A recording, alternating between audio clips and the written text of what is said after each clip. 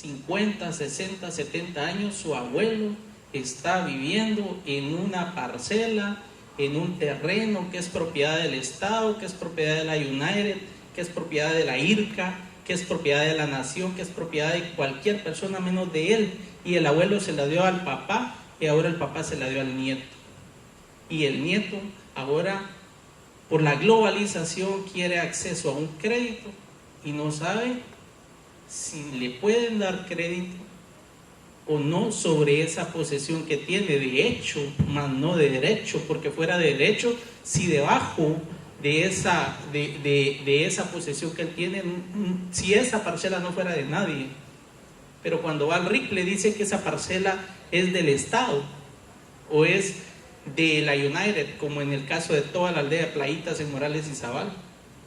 Entonces ahí nos topamos con una situación que las instituciones de crédito, y ese es mi tema el día de hoy, han dado un paso adelante sin tener una legislación adecuada que les diga si se puede dar crédito sobre la posesión o no se puede dar crédito sobre la posesión, a diferencia del Perú, por ejemplo, que desde 1991, cuando se dieron cuenta de la problemática que tenían similar a la de Guatemala, regularizaron y legislaron y acuñan un término que se llama hipoteca popular sobre los pueblos nuevos, le llaman ellos, aquellos pueblos que se asentaron o que fueron tomados por poblaciones que emigraron hacia esos lugares, y mientras el Estado les adjudicaba o le regularizaba su derecho a la tierra, entonces dijeron, bueno, pero ¿qué vamos a hacer con esta gente? Si para que puedan progresar necesitamos darles crédito. Y si ustedes leen el acuerdo de paz de aspectos socioeconómicos y situaciones agrarias, ahí se establece que a nadie se le puede negar el crédito, es un derecho humano, el crédito, porque para desarrollarnos hemos dado cuenta de que el crédito es bien importante. Crédito, de latín creo, confianza, creo. ¿Y cómo voy a tener confianza en alguien que no tiene propiedad? Si en la pirámide de los derechos reales, que todos ustedes saben que el derecho real es esa facultad, ese poder que yo tengo sobre una cosa física o intangible, esa potestad que me une a mí como persona individual o jurídica sobre un bien, sobre una cosa, establece nuestro Código Civil. Entonces los acuerdos de paz establecieron eso. A raíz de los acuerdos de paz, cuando ustedes leen el decreto 57-97, que es la ley que transforma Bandesa en Ban Rural, en los considerandos, si no estoy mal, en el considerando 1 y 2, invoca la literal K del 119 de la Constitución y ese acuerdo de paz. Y en 1996 firman los acuerdos de paz. En el 97 Bandesa pasa a ser Ban Rural, y Ban Rural inicia haciendo esa brecha para dar crédito sobre la posesión, porque les podría decir que el 50%, quizás me quedo corto, en toda Guatemala no tiene propiedad, lamentablemente, y no ha habido voluntad política para poder solucionar el problema. Les digo que no ha habido voluntad política porque tenemos el INTA, que desapareció hace 30 años, y todavía tenemos campesinos en nuestras comunidades que tienen títulos provisionales o títulos definitivos, pero no se les ha dado el acceso a la tierra, a la propiedad, y pasan mucho tiempo haciendo el trámite hoy es ante el Fondo de Tierras, y no porque haya negligencia en el personal del Fondo de Tierras. Yo conozco gente ahí que es muy capaz, sino porque la misma ley del Fondo de Tierras amarra a la titularidad, no me da espacio, me restringe y me dice, usted tiene que ser esto, usted tiene que ser campesino, usted tiene que ser pobre para poder tener derecho a la tierra. Entonces nos peleamos con la realidad. En los países desarrollados, un economista llamado Niall Ferguson hace un estudio y dice, uno de los pilares fundamentales de los países desarrollados es la seguridad jurídica de la tierra. Si no le damos seguridad jurídica a nuestros campesinos en nuestras comunidades o a la ciudadanía en general, entonces por eso es que seguimos así, por eso es que no hay desarrollo. El artículo 822, y no me voy a extender mucho porque el plato fuerte hoy, para mí es un honor estar acá y vine también yo a disfrutar la exposición del doctor, entonces voy a tratar de ser breve. El artículo 822 establece la hipoteca, es un derecho real, ya dijimos que es esa facultad o poder que yo tengo sobre una cosa, que grava un bien inmueble para garantizar el cumplimiento de una obligación. Entonces, cuando decimos inmueble, en automático pensamos en la tierra, en bien, en una casa, y ya ustedes conocerán el término. Sin embargo, quiero leer lo que establece el artículo 446. Escuchen: se consideran inmuebles para los efectos legales los derechos reales sobre inmuebles y las acciones que los aseguran.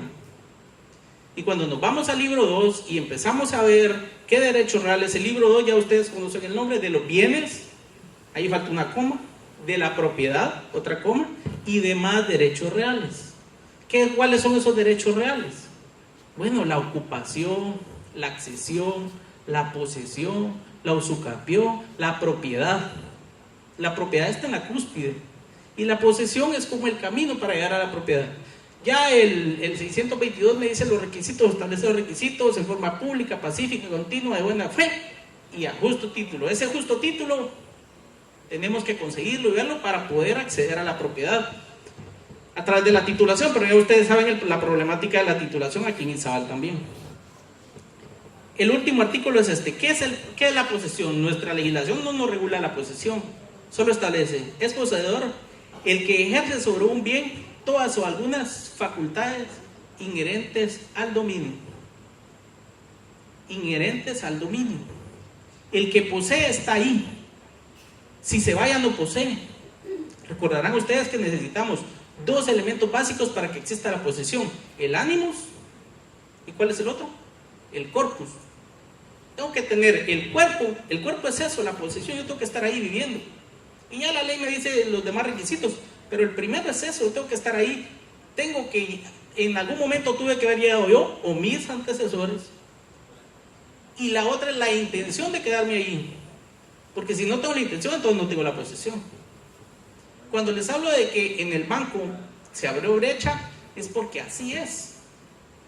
Y cuando nos tocaba ejecutar esa garantía, muchos juzgados nos cerraban la puerta y decían: no, esto no es por la vía de apremio, no procede la vía de apremio acá. Entonces nos tocaba irnos a un ejecutivo común, embargar esos derechos y después ejecutar después la sentencia para poder rematar, porque todavía no hemos comprendido esa dinámica. Pero sí les quiero decir, y en base a datos reales, tuve la oportunidad de empezar a trabajar con el bufete del banco en el año 2003. Si hacemos cuentas, 5 años después de la creación del banco. Y como procurador, en el año 2011 ya como notario. Y en un promedio de unas 6,000 escrituras de octubre del 2011 a la presente fecha, 6,500 para ser exactos, les podría decir que un 15%, 20% de esas escrituras que he autorizado han sido créditos con garantía sobre derechos de posesión. Haciendo un promedio, hoy por la tarde que estaba preparando esto, suponiendo que cada crédito se le haya dado 100,000 quetzales, un promedio general, porque algunos eran de 200, 300, otros de más, y varios de menos también, 30,000, 40,000, 20,000. Pero haciendo un promedio que fueran 100 quetzales, por ese 20%, solo del 2011 para acá, solo el banco, no digamos las cooperativas, otras entidades que también se han animado a dar acceso al crédito sobre derechos de posesión. Solo el banco ha erogado casi 300 millones. 300 millones que se le han inyectado a la economía en Izabal.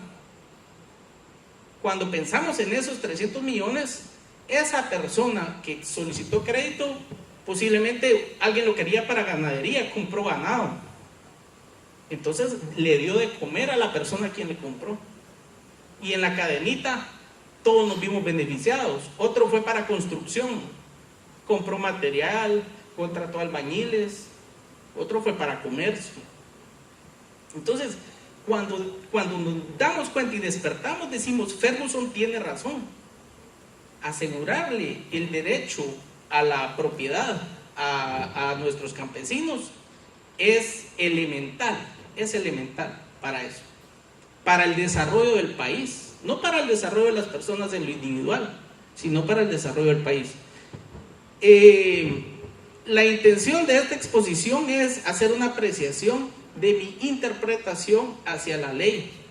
Considero que sí es factible poder otorgar una hipoteca sobre derechos de posesión, porque la posesión es un derecho real. Creo que está regulada en el capítulo 6, si no me equivoco, del libro 5, del libro segundo, a la par de otros derechos reales. Recordarán ustedes que tenemos derechos reales. Por ejemplo, en Alemania los derechos reales se dividen en absolutos y provisionales. En esos provisionales, ahí entra la posesión. En Italia le llaman derechos reales totales y temporales. Ahí regulan la posesión, porque es un camino para llegar a la propiedad. Obviamente al llenar todos los demás requisitos. Pero ¿qué hacemos con la gente mientras regula su situación? No le podemos negar el acceso al crédito.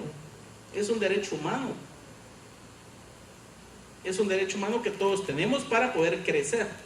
Mi apreciación sobre esto, y yo voy a hacerle llegar no es un ensayo, sino que realmente han sido ideas o estudios que le hemos ido haciendo en su momento algún gerente del banco. Mire, Lic, ¿será que no me puede dar algo por escrito para entender cómo funciona la posesión? Y así fue naciendo un pequeño documento. La licenciada no me dejará mentir, las instituciones, la licenciada Diana García también trabaja para una entidad de crédito.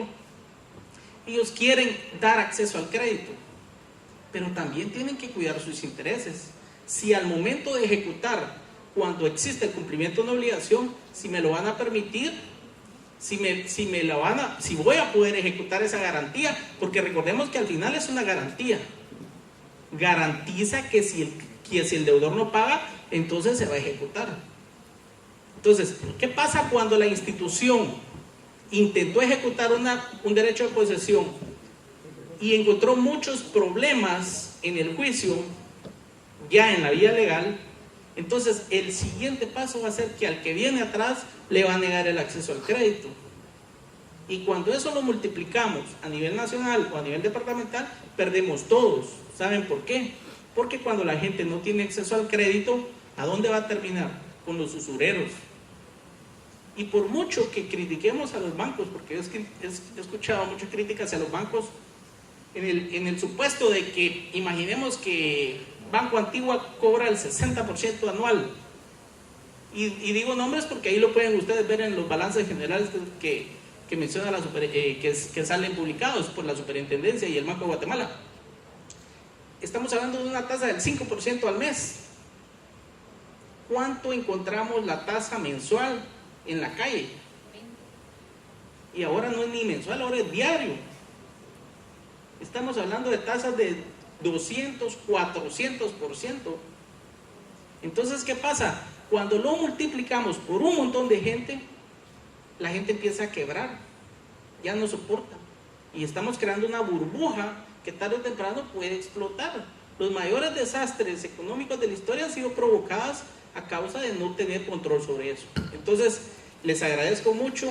Yo creo que el tema se presta para más, pero esta es mi intervención el día de hoy, y muy agradecido y muy honrado de haber compartido con ustedes esta tarde.